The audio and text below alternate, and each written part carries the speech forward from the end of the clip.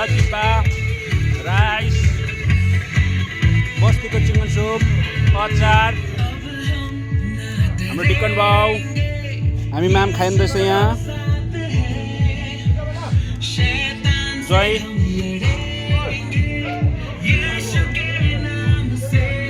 hello hello सबैजना खानुमा व्यस्त छ कराएर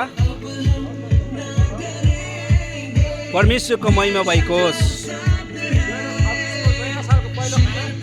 भन्नुहोस् हजुरलाई के भन्नु छ हामी चाहिँ 2026 को पहिलो खाना खाँदैछौँ नयाँ सालको पहिलो खाना यो चाहिँ अब एकदम शुभ यात्रा हुँदैछ हाम्रो आजको होइन